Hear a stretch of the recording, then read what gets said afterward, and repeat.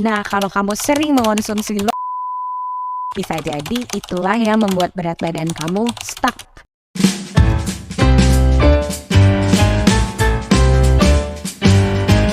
Halo teman-teman, ketemu lagi sama Koko. Semoga kamu yang lagi nonton video Koko ini selalu sehat dan bahagia ya. Diet sehat atau pola makan yang sehat selalu melibatkan dua hal, porsi makan dan jenis makanan. Pada dasarnya, sebenarnya kita nggak bisa menuduh satu jenis makanan sebagai penjahat utama atau menyalahkan suatu jenis makanan tertentu sebagai penyebab kita gemuk atau susah menurunkan berat badan. Yang sering kita lupakan adalah konsep diet sehat tadi, yaitu porsi makan dan jenis makanan.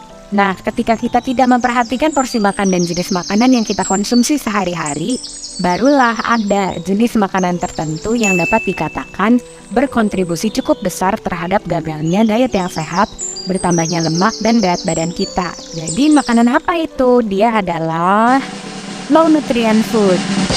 Apa itu low nutrient food? Low nutrient food atau makanan bernutrisi rendah adalah golongan makanan yang mengandung tinggi kalori tapi dengan tingkat nutrisi yang rendah. Jadi makanan ini memberikan energi yang besar tapi tidak memberikan gizi esensial yang sangat dibutuhkan tubuh kita. Kalau diibaratkan, jika kita cuma memberi tubuh kita kalori tanpa nutrisi, sama aja kita punya pacar, tapi kita cuma ngasih dia uang tanpa memberi cinta dan perhatian kita. Tentu aja dia bisa hidup dengan uang itu, tapi bukan itu yang benar-benar dia butuhkan dari kekasihnya. Baliknya, high nutrient food atau nutrient dense food adalah golongan makanan dengan nutrisi yang tinggi dengan kalori relatif yang lebih rendah. Nah, teman-teman, dalam diet yang sehat dan benar, kita sangat perlu makanan nutrisi tinggi ini. Bukan hanya sekadar defisit kalori.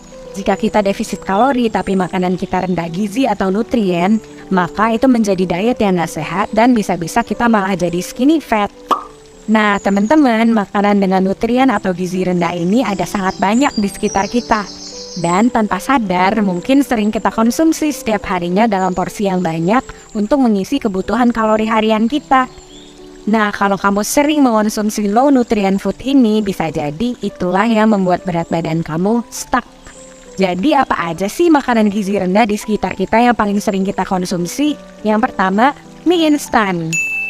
Kebanyakan produk mie instan di sekitar kita mengandung kalori dengan kisaran 200 sampai 400 kalori per bungkus. Sedangkan mie instan memiliki kandungan protein dan serat yang rendah, juga kandungan sodium atau garam yang tinggi.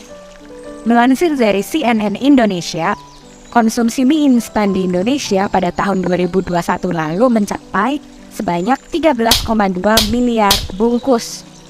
Itu artinya mie instan masih menjadi pilihan makanan yang disukai sama orang Indonesia. Nah, apakah kamu termasuk penikmat setia mie instan?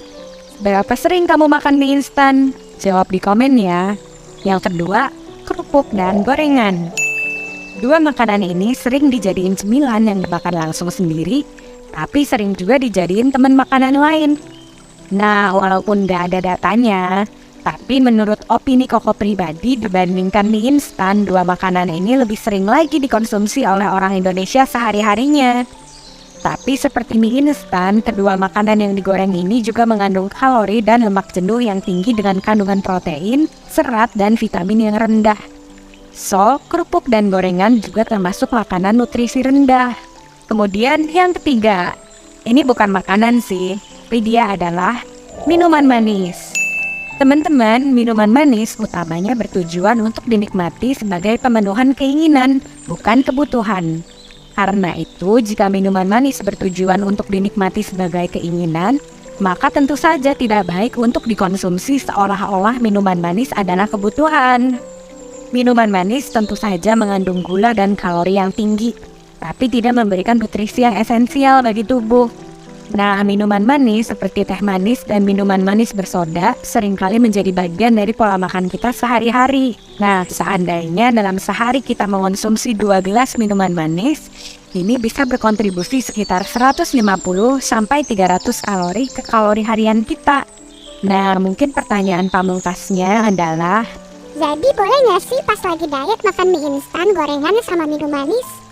Teman-teman, seperti yang Koko bilang di awal, diet sehat melibatkan dua hal, yaitu porsi makan dan jenis makanan. Kalau kita makan makanan nutrisi rendah tapi dengan porsi yang dibatasi, lalu kita barengi juga dengan makanan tinggi nutrisi, tentu aja makanan-makanan tadi nggak akan memberikan efek buruk yang signifikan terhadap diet dan pola makan kita yang sehat. Jadi dengan diet sehat bareng Koko mau ajak teman-teman semua untuk pikir seimbang. Tidak mengambil ekstrim kiri ataupun ekstrim kanan. Pokoknya nggak boleh ya, pas lagi diet itu makan mie instan lah, makan gorengan lah, sama minum-minuman manis.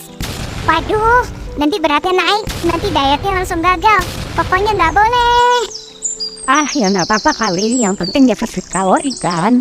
Kalau makan mie instan 2 porsi, makan gorengan sama minum soda, tapi malamnya nggak makan nasi, kan tetap defisit kalori, tetap turun berat badan dong. Nah, 2 ekstrim ini salah ya teman-teman. Kita nggak perlu fobia atau jadi masuk ke love-hate relationship sama makanan rendah nutrisi yang kita suka. Koko juga sekali-sekali makan mie instan atau gorengan kok kalau emang lagi mau. Tapi Koko pastikan makan mereka berbarengan dengan makanan tinggi nutrisi lainnya, kayak ayam, telur, ikan, sayur, dan kacang-kacangan. Tapi ingat juga jangan seperti ekstrim kanan yang hanya menekankan defisit dan makan makanan nutrisi rendah setiap hari. Jadi jawabannya boleh, tapi ingat porsi dan jenis makanan. Inilah konsep diet sehat penting yang membuat diet kita menjadi tahan jangka panjang dan juga membahagiakan serta menyehatkan baik pikiran maupun badan kita. Nah, setelah ngobrolin makanan-makanan ini sama Koko, makanan nutrisi rendah mana sih yang paling kamu suka dan mau kamu batasi agar hidup lebih sehat? Kasih tahu Koko di komen ya, karena Koko mau dengerin cerita kamu dan bantu kamu untuk memulai diet sehat with Koko. So, jadikan Koko teman diet sehatmu untuk menuju hidup yang lebih sehat ya. Jadi jangan lupa subscribe, ceritain tentang motivasi dan semangat kamu di komen, dan sampai jumpa di video selanjutnya. See you!